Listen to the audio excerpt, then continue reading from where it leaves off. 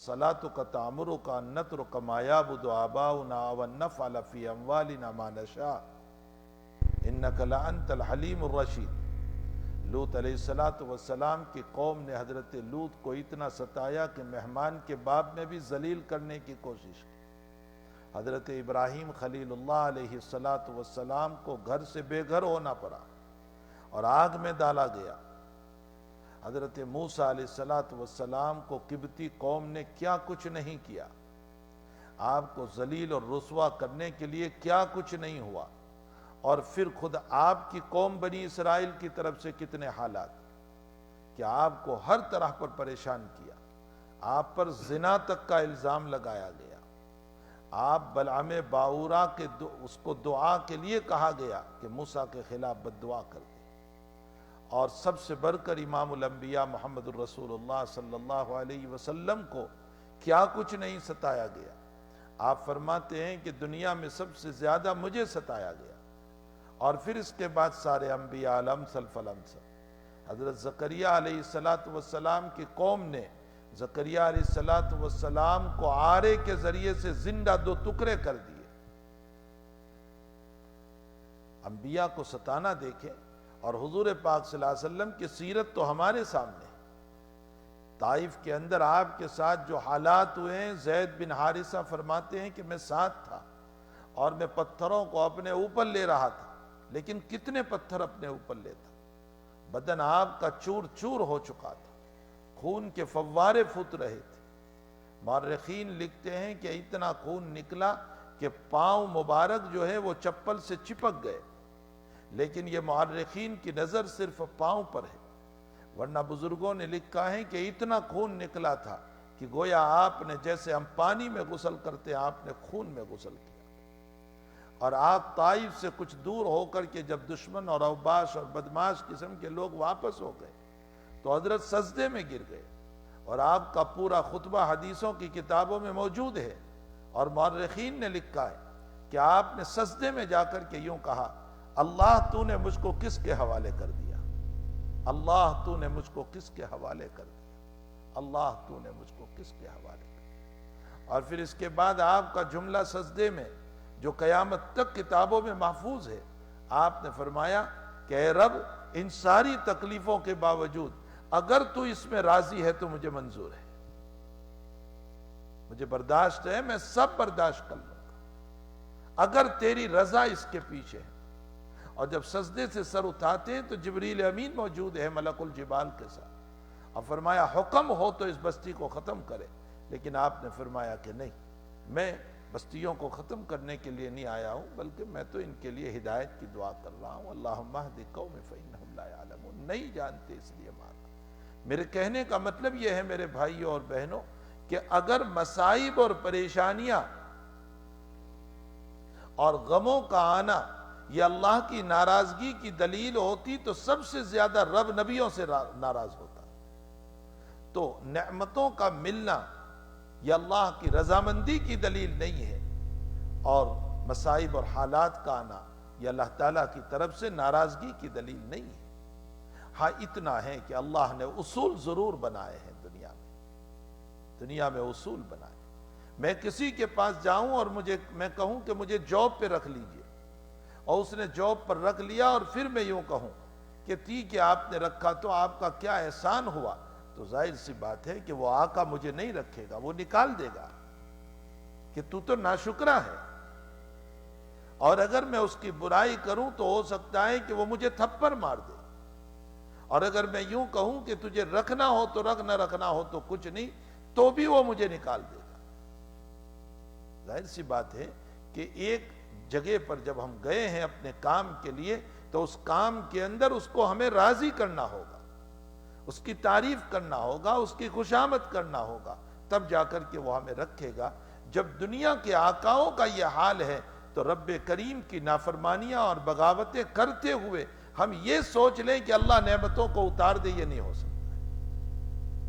دنیا کا آقا جب چند کلمات کو بول کر کے راضی نہیں ہوتا تو پھر تعالی جل شانہ رحمان و رحیم ہے، اور اس کی دھرتی اور اس کی زمین کے اوپر ہم اس کی نافرمانیاں کریں، بغاوتیں کریں، ہم اس کو نہ مانیں اور اس کے خلاف ورزی کریں اور پھر یہ سوچیں کہ وہ ہم کو نعمتوں سے نواز دے، یہ نہیں ہو سکتا ہے۔ اس لیے ہمیں چاہیے کہ جس رب سے ہمیں لینا ہے اس رب کی وفاداری بھی ضروری ہے، اور قرآن کریم میں اس نے کچھ اصول بیان فرمائے۔ اس میں سب سے پہلی اصل اور سب سے پہلا قانون یہ بیان فرمایا کہ میں جب کسی قوم سے ناراض ہوتا ہوں تو میں ان کو فی الضراء والسراء حالات میں ڈالتا ہوں، پریشانیوں میں ڈالتا ہوں، اور ان پریشانیوں سے مقصود صرف تنبیہ ہوتا ہے کہ متنبہ ہو جائیں، جاگ جائیں، اٹھ جائیں، میری عبادت کی طرف آ جائیں، وفاداری کی طرف آ جائیں۔ اور اگر اس سے بھی باز نہیں آتے اور وہ حالات میں بھی اسی طرح کی زندگی گزارتے ہیں جیسے آج ہماری زندگی، کہ میت کو قبر میں اتارتے ہوئے بھی ہمیں عبرت نہیں ہوتی، اور قبرستان میں کھڑے کھڑے بھی برائیاں ہو رہی ہیں، اور ہر جگہ ناجائز کے مسائل ہو رہے ہیں، یہاں تک کہ اس طرح کے حالات مل رہے ہیں اس وقت کہ ان ساری بیماریوں کے باوجود، ان حالات کے باوجود جوان زنا سے باز نہیں آ رہا ہے، برائیوں سے باز نہیں آ رہا ہے، شراب سے باز نہیں آ رہا ہے، ڈرگز سے باز نہیں آ رہا ہے، حتیٰ کہ حال یہ ہے کہ اپنی بہن سے منہ کالا کر رہا ہے۔ ان حالات کے اندر بھی یہ برائیاں حد سے زیادہ بری ہوئی ہے، تو پھر اللہ کہتا ہے کہ میری ان تنبیہات کے باوجود اگر وہ باز نہیں آتا ہے تو پھر مکان السیئۃ الحسنہ، یہ اللہ کا دوسرا اصول ہے پھر کہ میں اب حالات کی جگہ پر اچھے حالات ڈال دیتا ہوں۔ اچھے حالات کا مطلب اب نعمتیں اس پر ڈالتا ہوں، اب خوشیاں اس پر ڈالتا ہوں۔ کیوں اللہ نعمت اور خوشیاں کیوں ڈالتا ہے مکان السیئۃ الحسنہ؟ اس لیے تاکہ اب یہ جو ہے اطراحت پر آ جائے، اب یہ غرور پر آ جائے، اب یہ تکبر پر آ جائے۔ اس کو استدراج کہا جاتا ہے، اللہ ڈھیل دیتا ہے اس کو۔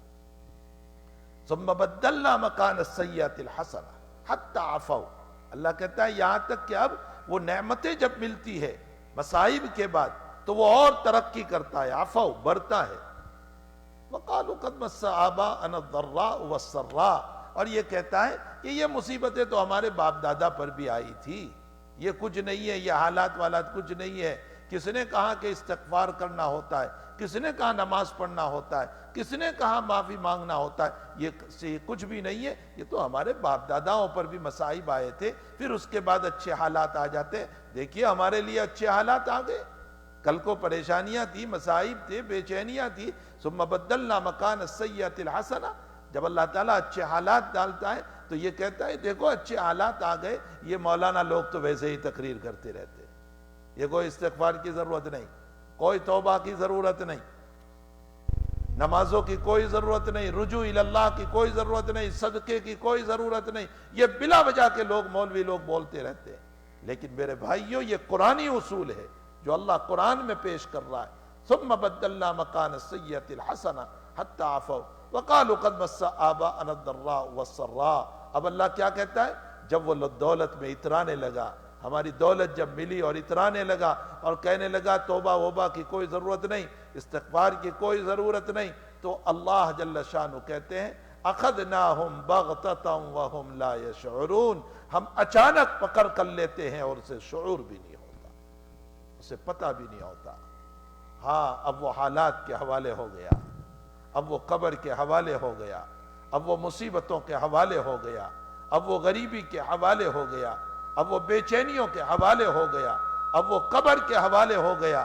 اخذناہم بغتۃ وہم لا یشعرون، انہیں پتہ بھی نہیں ہوتا، اور اچانک کبھی رات میں ہمارا کورا، کبھی دن میں ہمارا کورا، بس ہمارے کورے چلتے ہیں اور پھر ہم پکڑ لیتے ہیں، اس وقت ان کی نعمتیں یہ کچھ کام نہیں دیتی۔ تو میرے بھائیوں میری بہنوں، یہ مسئلہ مسلم ہے کہ ہمیں کسی نعمت کا مل جانا یہ دلیل ولایت نہیں، اور مصیبت اور پریشانیوں کا آنا یہ اللہ کی ناراضگی کی دلیل نہیں، لیکن اللہ کی تنبیہات ہے، اور ان تنبیہات میں ہمیں رجوع اللہ ہونا چاہیے۔ جب بندہ رجوع کر لیتا ہے تو پھر اللہ اور نعمتوں کے دروازے کھولتا ہے، اور جب بندہ رجوع نہیں کرتا تو پھر استدراج والی نعمت ملتی ہے، یعنی ڈھیل والی نعمت ملتی ہے، پھر وہ اس میں غرور و تکبر میں آ جاتا ہے تو اللہ تعالیٰ اس کی پکڑ کر لیتا ہے۔ اس لیے ان حالات میں ہمیں الحاح کی ضرورت ہے، بہت رونے کی ضرورت ہے۔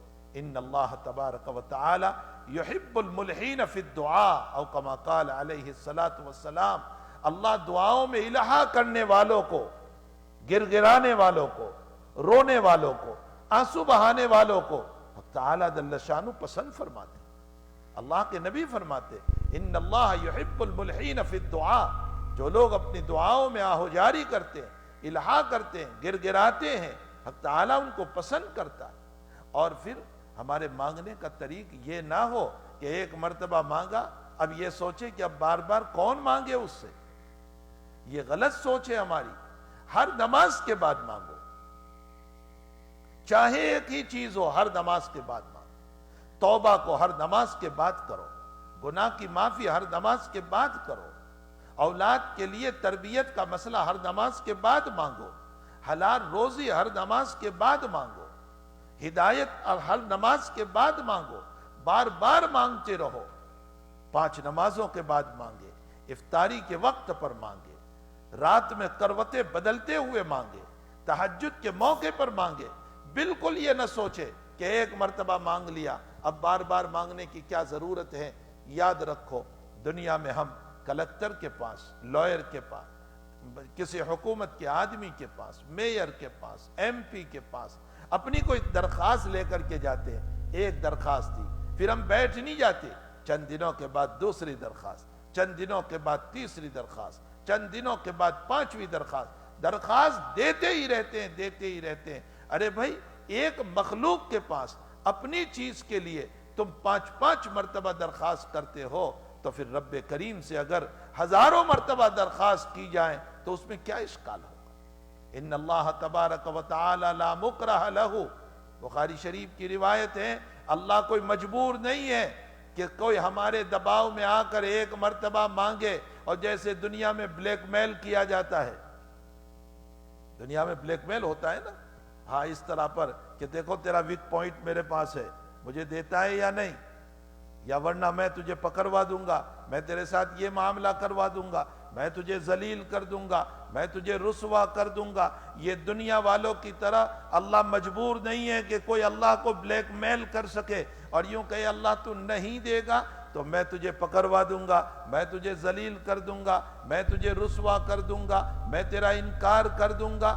اللہ تعالیٰ فرماتے ہیں میں کوئی مجبور نہیں ہوں کہ تم نے ایک مرتبہ مانگا اور میں دے ہی دوں، فرمایا بار بار مانگتے رہو، میں جب چاہوں گا عطا کروں گا، جب چاہوں گا دوں گا۔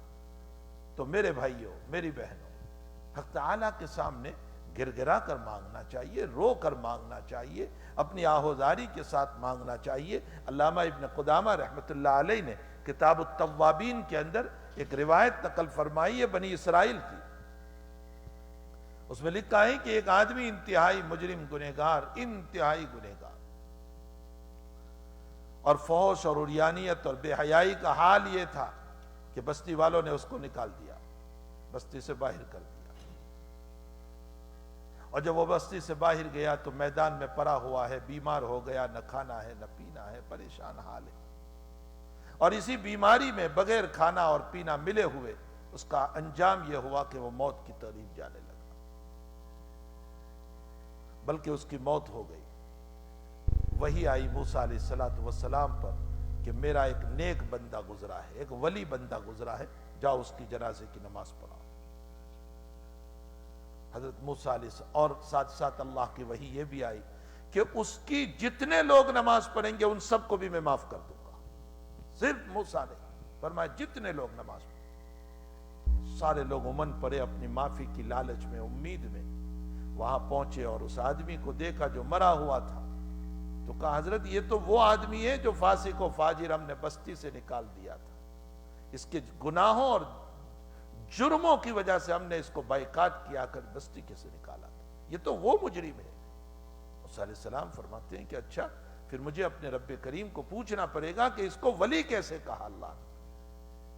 حضرت موسیٰ نے رب کریم سے جب گفتگو فرمائی تو اللہ نے فرمایا موسیٰ جب لوگوں نے اس کو نکالا تو وہ بنجر زمین پر جا کر پڑا، نہ کھانا نہ پینا، نہ کوئی بات کرنے والا کوئی نہیں تھا اس کا، اور اسی درمیان بھوک پیاس کی وجہ سے یہ بیمار کی طرف جانے لگا. اس نے اپنی بیماری میں مجھ کو پکارا اور یوں کہا انا وحید, میں اکیلا ہوں. اور کیا کہا؟ انا غریب, مجھے یہاں کوئی پہچانتا نہیں, سارے لوگ میرے اجنبی ہو گئے, اپنے ہوتے ہوئے بھی میرے اجنبی ہو گئے. اور کیا کہا اس نے؟ انا مریض, میں بیمار ہوں. اے اللہ میں بے بس ہوں, میرا کوئی نہیں ہے, اور میں بے بسی کے عالم میں یہاں پڑا ہوا ہوں, تو خوب مجھے دیکھ رہا ہے. اے اللہ, یقیناً میں مجرم ہوں, مجھے اعتراف ہے میرے گناہوں کا کہ میری زندگی فسق و فجور میں گزری, بے حیائی اور بغاوت میں گزری. لیکن رب کریم, لو علمت, اگر میں یہ جان لوں کہ مجھے سزا دینے سے تیری ملوکیت میں زیادتی ہو جاتی ہے, یعنی اگر تو مجھے سزا دے تو تیری بادشاہت میں زیادتی ہو جائے گی. ولو علمت, اور اگر میں یہ جان لوں کہ مجھے معاف کرنے میں تیری بادشاہت میں کوئی کمی آ سکتی ہے, تو میں کبھی تجھ سے معافی کا سوال نہیں کرتا, اس لیے کہ تیری بادشاہت کی کمی میں کیسے برداشت کروں. لیکن اے اللہ, میں جانتا ہوں کہ مجھے سزا دینے سے تیری بادشاہت میں زیادتی نہیں, اور مجھے معاف کرنے سے, مجھے معاف کر, تیری بادشاہت کوئی کمی آنے والی نہیں ہے. تو میرے مولا, میں تجھ سے معافی چاہتا ہوں, تو مجھے معاف کر دے. اور میں نے موسیٰ سے سنا ہے, کتاب میں پڑھا ہے کہ تو یوں کہتا ہے انی انا الغفور الرحیم, میں غفور الرحیم ہوں. تیری یہ صدائیں ہیں, اس بنیاد پر میں تجھ سے معافی مانگ رہا ہوں, تو مجھے معاف کر دے. موسیٰ, میرے اس بندے نے جس عالم میں مجھ کو پکارا ہے, میں نے اس کو مقام ولایت دے دیا موت سے پہلے, بلکہ میں نے یہ طے کر لیا کہ اس میرے ولی کی جتنے لوگ نماز پڑھیں گے سب کو میں معاف کر دوں گا. یہ ہے جو حدیث شریف میں فرمایا نا, ان اللہ یحب الملحین, اللہ الہا کرنے والوں کو پسند کرتا ہے. یہ ہے الہا, یہ ہے آہو جاری, یہ ہے گرگرانا, یہ ہے منت سماجت اپنے رب کے سامنے. اس کا نام ہے دعا, اس کا نام ہے دعا, اس کو دعا کہا جاتا ہے. کیا آپ نے وہ واقعہ نہیں پڑھا جو حضرت الامام بخاری رضی اللہ تعالیٰ عنہ اور امام مسلم نے نقل فرمایا, اور ارشاد فرمایا کہ 99 کا قاتل ہے, 99 افراد کا قاتل ہے, لیکن دل میں تڑپ اٹھتی ہے کہ توبہ ہو جائے. اور وہ جس سے ملا وہ مسائل سے ناواقف صوفی انسان تھا, مسائل سے ناواقف تھا, اور اس سے پوچھا کہ میری بخشش کا کوئی راستہ؟ کہا اتنے سارے گناہوں کے ہوتے ہوئے بخشش سے نہیں ہو سکتی ہے. اس کو بھی قتل کر دیا, 100 کا قاتل ہو گیا, لیکن دل کی تڑپ اور بے چینی تھی کہ کسی عالم فقیہ سے وہ ملا اور مسئلہ پوچھا. کہا ہاں بخشش ہو سکتی ہے. یہ بستی جو ہے ایک نصرہ, اس بستی کا نام نصرہ تھا, وہاں کچھ لوگ ہیں اللہ والے, وہ تجھے توبہ کا طریقہ سکھائیں, اس کے مطابق تو توبہ کرتے رہنا تو رب کریم تجھے معاف کر دے گی. وہ اپنی بستی کفرہ سے, اس کا نام کفرہ تھا, چلا نصرہ کی طرف, لیکن راستے ہی میں موت آ گئی. اب جہنم کے فرشتے کہہ رہے ہیں ہم اس کو جہنم میں لے جائیں گے, ابھی توبہ نہیں ہوئی ہے. اور جنت کے فرشتے کہہ رہے ہیں ہم اس کو جنت میں لے جائیں گے, یہ توبہ کے لیے چلا ہے. رب کریم نے فرمایا دونوں زمین کو ناپ لو, جس کے قریب ہو وہ فیصلہ کرو. اور مالک کی رحمان کی رحمت کہ اللہ نے جس بستی کی طرف جا رہا تھا وہاں کی زمین کو سوٹ کر دیا, سمیٹ دیا, مختصر کر دیا. فرشتوں نے جو ناپا تو جہاں جا رہا تھا وہاں سے قریب تھا, اور جہاں سے چلا تھا وہاں سے دور تھا. فیصلہ ہوا کہ اس کو جنت میں لے جاؤ. یہ ہے ان اللہ یحب الملحین. جب انسان تڑپ کر اللہ سے مانگتا ہے تو پھر اللہ تعالیٰ زمین کو بھی سکیر دیتا ہے اس بندے کی مغفرت کے لیے. رب کریم اس طرح بھی معاف کر دیا کرتا. حدیث شریف میں آتا ہے قیامت کے دن, ترمذی شریف کی روایت ہے کہ 99 دفتر بھرے ہوئے ہوں گے گناہوں کے, اور جب وہ گناہوں کے پلڑے میں رکھے جائیں گے تو وہ جھک جائیں گے. اللہ تعالیٰ پوچھے گا हल ज़लमका कतबती अल मुहाफिजुन, मेरे बंदे क्या मेरे फरिश्तों ने जुल्म तो नहीं किया कि जो न किया हो वो लिख लिया हो, इसमें कोई कसूर तो नहीं हुआ कि बिला वजह के गुनाह लिख के हो। फिर अल्लाह उस बंदे से पूछेगा क्या तुझे कुछ कहना है इस मसले पर। जैसे दुनिया में कोर्ट सजा देने से पहले पूछती है मुजरिम से तुझे कुछ कहना है, अल्लाह भी पूछेगा तुझे कुछ कहना है। वो कहेगा ला या रब्बी ला। बस इसमें जो बातें हैं वो सारी अपनी जगह सही है, और बिल्कुल मैं एतराफ करता हूं इस सिलसिले में कि ये सारे मेरे गुनाह हैं। हाय हाय, रब्बे करीम फरमाएंगे एक पर्ची छोटी सी निकालेंगे, एक बिताका होगा, अरबी में बिताका कहते, इसीलिए इस हदीस शरीफ को हदीस बिताका कहते, छोटी सी पर्ची, और कहेंगे इस पर्ची को नेकी के पलड़े में रख दिया। तो बंदा सोचेगा कि इतनी सी पर्ची का और इतने से कागज का क्या वजन होगा। अल्लाह अलीम बिदाति सुदूर फरमाएंगे तू रख तो सही। वो जाएगा और रखेगा, उस पर्ची में क्या लिखा होगा, नबी अकरम सल्लल्लाहु अलैहि वसल्लम फरमाते हैं उसमें लिखा हुआ होगा ला इलाहा इल्लल्लाह, ला इलाहा इल्लल्लाह। अब उलमा बहस करते हैं कि ये कौन सा ला इलाहा इल्लल्लाह होगा। शेखुल इस्लाम इब्न तैमिया फरमाते हैं कि मौत के मौके पर जो पढ़ा गया वो ला इलाहा इल्लल्लाह, इसलिए कि मौत के मौके पर हजारों दर्जा इखलास होता है, उसमें रियाकारी होती ही नहीं। और दीगर उलमा ने फरमाया कि ये जिंदगी का वो कलेमा है जो कभी उसने इखलास के साथ अल्लाह के ऊपर विर्द किया होगा और पढ़ा होगा।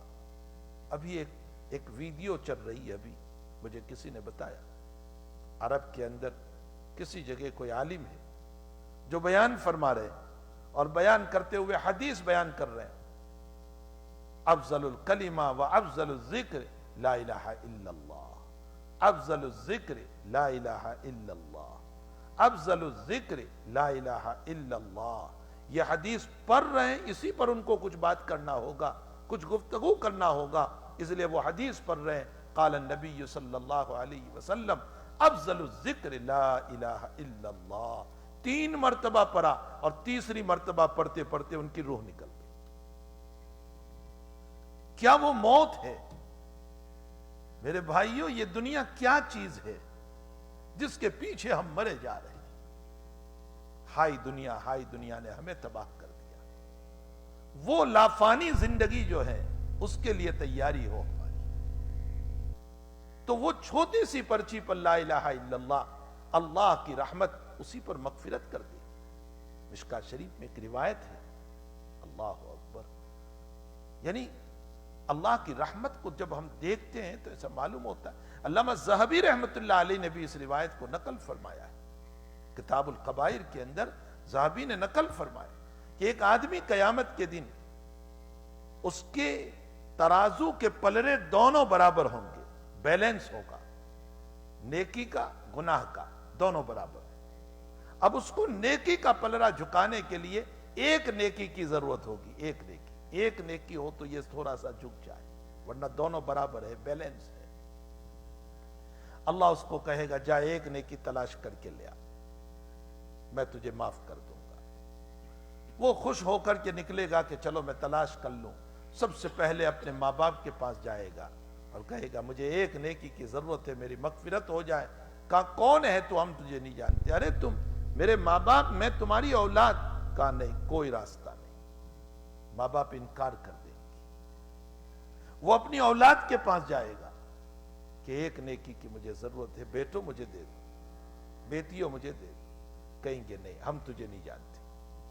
औलाद बाप होने से इनकार कर देगी, भाई इनकार कर देगा, रिश्तेदार इनकार कर देंगे। वो दोस्त जो जिगरी दोस्त दुनिया में कहे जाते थे, जिगरी दोस्त, जिनके बगैर खाना नहीं खाते थे, जिनको दिन में फोन न करें तो रात में नींद नहीं आती थी, इतने करीबी दोस्त, लेकिन वो दोस्त भी बनाकर हम तेरी मदद नहीं कर सकते। वो मायूस होकर जा रहा होगा फिर अल्लाह के पास। मायूसी इस पर होगी कि नेकी मिली नहीं, बैलेंस है, اس لیے کوئی فیصلہ اب جنت کا ہو نہیں سکتا۔ اتنے میں ایک آدمی اس کو آواز دے گا، وہ پریشانی کی وجہ سے اس کو جواب نہیں دے گا، میرے آقا اس کو بیان فرما رہے۔ وہ بار بار آواز دے گا اور کہے گا بھائی ادھر آ، تو پریشان کیوں ہے؟ تو وہ اپنا واقعہ سنائے گا کہ اس طرح کا مسئلہ ہے، مجھے ایک نیکی کی ضرورت ہے جس پر میری مغفرت ہو سکتی ہے۔ تو وہ کہے گا کہ میرے پاس ایک ہی نیکی ہے، تو لے جا، اس لیے کہ میرا تو کام ایک نیکی سے ہونے والا ہے نہیں، گناہوں کا ڈھیر ہے میرا تو میری ایک نیکی اگر تیرے لیے کام آ سکتی ہے تو لے جا۔ یہ بندہ اللہ کے دربار میں اس کو کہے گا کہ یہ مجھے ایک نیکی دے رہا ہے رب کریم، تو اللہ کا فرشتہ اس سے پوچھے گا کہ کیا تجھ کو ضرورت نہیں ہے کہ تو اس کو دے رہا ہے؟ تو وہ کہے گا باری تعالیٰ میرے تو گناہوں کا ڈھیر ہے، اس لیے میرے لیے تو کوئی مغفرت کا سوال نہیں، لیکن میری نیکی سے اگر اس کا کام بن جاتا ہے تو میں اس کو دیتا ہوں۔ رب کریم کا فیصلہ اس وقت ہوگا۔ حضور پاک صلی اللہ علیہ وسلم فرماتے ہیں، آقا نے فرمایا اللہ یوں کہے گا جا تجھ کو میں نے اس کی ایک نیکی کی بدولت معاف کر دیا، اور اس کو اللہ کہے گا کہ تجھے تیری سخاوت کی بدولت معاف کر دیا۔ ہاں میرے بھائیو، اس رب کو پہچانو اور ان حالات میں اس رب سے توبہ کرو، ان مصائب میں اس سے رجوع کرو۔ ان اللہ یحب الملحین، اللہ الہا کرنے والوں کو پسند کرتا ہے، جو دعاؤں میں آہو جاری کرتا ہو، جو دعاؤں میں روتا ہو، جو منت سماجت اس رب سے کرتا ہو، جو بار بار اس رب سے مانگتا ہو۔ اور پھر میرا اور آپ کا عجیب مسئلہ ہو گیا ہے کہ کیا معلوم اللہ قبول کرے گا بھی یا نہیں کرے گا۔ دنیا میں تم میئر کو درخواست دیتے ہو، ایم پی کو درخواست دیتے ہو، سٹی میں درخواست دیتے ہو، تو کیا تم پوچھنے جاتے ہو کہ تم قبول کرو گے یا نہیں قبول کرو گے؟ جب دنیا کے انسان کو تم نہیں پوچھ سکتے تو رب کریم پر تم کیوں گمان کر رہے ہو کہ وہ قبول کرے گا یا نہیں، جبکہ اس کا تو اعلان ہو چکا ہے کہ میں تمہاری دعا ضرور قبول کرتا ہوں، اگر وہی چیز میسر ہو، وہی چیز مناسب ہو تو وہی تمہیں عطا کرتا ہوں، ورنہ تو مصیبت کو دور کر دیتا ہوں، ورنہ حالات کو کھول دیتا ہوں، اور اگر کچھ نہیں تو دعا کا استوک کر کے قیامت میں تمہیں جنت عطا کروں گا۔ اور پھر اس رب کریم کا حال تو یہ ہے کہ بخاری شریف میں روایت ہے، وہ کہتا ہے کہ میں تو خود ہی دینے پر آتا ہوں، پہلے آسمان پر، سمائے اول پر، پہلے آسمان پر آتا ہوں۔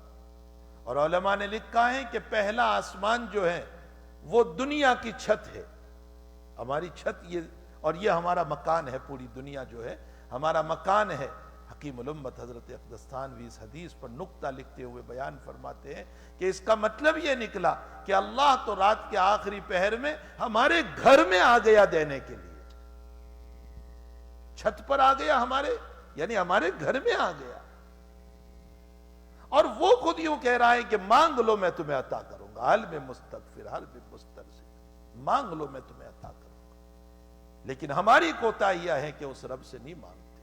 اس لیے میرے بھائیوں، میری بہنوں، ان حالات کے اندر ہمارے لیے سب سے بڑی چیز جو اس وقت ہے، ہم نے حکومت کا فالو تو اپنی جگہ کر ہی لیا ہے کہ ڈسٹنس ہے، ماسک بھی ہے، ملنا جلنا بھی ہمارا کم ہے، ان اسباب کے ساتھ سب سے بڑا سبب اس مسبب الاسباب کو راضی کر لو، اس آسمان والے کو راضی کرو۔ دعاؤں کا اہتمام، گر گرا کر کے دعا، نمازوں کا اہتمام، توبہ کرو سچے دل سے۔ کسی نے بلکہ حضرت موسیٰ علیہ السلام نے رب کریم سے سوال کیا کہ اے رب، اگر تو پورے آسمان کو کمان بنا دے اور مصیبتوں کو تیر بنا دے، اور دنیا میں تو تیروں کی بارش، مصیبتوں کی بارش برسانے لگے، تو پھر پناہ کہاں مل سکتی؟ اس لیے کہ جہاں جاؤ گے آسمان موجود ہے، کمان موجود ہے، تو کہاں پناہ ملے گی؟ ہر جگہ حالات ہی حالات۔ تو اللہ نے جواب دیا حضرت موسیٰ کو، موسیٰ تیری امت کو بتا دے، کمان چلانے والے کے قریب آ جاؤ، حفاظت ہو جائے گی۔ بہت پیارا جواب ہے، کمان چلانے والے کے قریب میں آ جاؤ، حفاظت ہو جائے گی۔ جب رب کریم کے قریب چلے جائیں گے تو حفاظت ہو جائے گی۔ ہمیں اپنے رب کریم کے پاس ان سجدوں کے ذریعے سے، رکوع کے ذریعے سے، قیام کے ذریعے سے، تلاوت کے ذریعے سے، الہا کے ذریعے سے، دعاؤں کے ذریعے سے، نفلی نمازیں پڑھو، اور سلام پھیرنے سے پہلے اللہم انی ظلمت نفسی جہاں پر رہے ہو، اس کے علاوہ بے شمار دعائیں ہیں جو نبی اکرم صلی اللہ علیہ وسلم نے ان حالات میں پڑھنے کے ہم کو کہا ہے. اللہم انا نعوذ بک جہد البلا و درک الشقاء و سوء القضاء و شماتۃ الاعداء. بے شمار دعائیں ہیں، ان دعاؤں کو یاد کر لو، ان علماء کرام کی خوشامد کر کے ان دعاؤں کو ان سے یاد کرو، اور ان دعاؤں کو یاد کر کے سلام پھیرنے سے پہلے دعائیں کرو، اس لیے کہ اس وقت بندہ اللہ سے بالکل قریب ہوتا ہے، نماز میں اللہ سے بالکل قریب ہے. اس لیے سلام پھیرنے سے پہلے اللہ سے ان دعاؤں کا اہتمام کرو. رب کریم کی نصرت ہوگی، مدد ہوگی، اور اللہ تعاون کرے گا. اللہ ہم سب کو سچے دل سے توبہ کی توفیق نصیب فرمائے.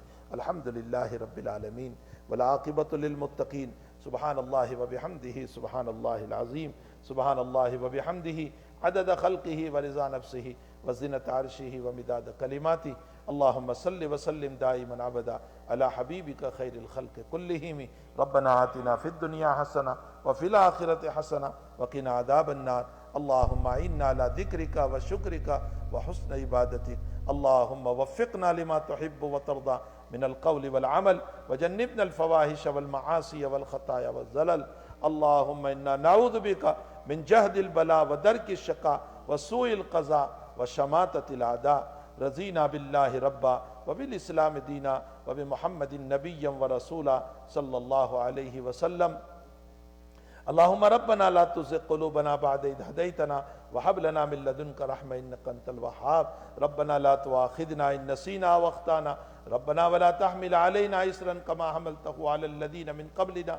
ربنا ولا تحملنا ما لا طاقة لنا به واعف عنا واغفر لنا وارحمنا. انت مولانا فانصرنا على القوم الكافرين. انت مولانا فانصرنا على القوم الظالمين. اللهم اعتق رقابنا من النار. اللهم اعتق رقاب آبائنا وامهاتنا من النار. اللهم اعتق رقاب ازواجنا واولادنا من النار. اللهم اعتق امة المسلمين صلى الله عليه وسلم من النار. اللهم تجاوز عن امة محمد صلى الله عليه وسلم. اللهم ارحم على امة محمد صلى الله عليه وسلم. اللهم اغفر لأمة محمد صلى الله عليه وسلم. اللهم اشف مرضانا ومرضى المسلمين وارحم موتانا وارحم موتى المؤمنين. اللهم ربنا تقبل منا انك انت السميع العليم وتب علينا يا مولانا انك انت التواب الرحيم. وصلى الله على النبي الكريم برحمتك يا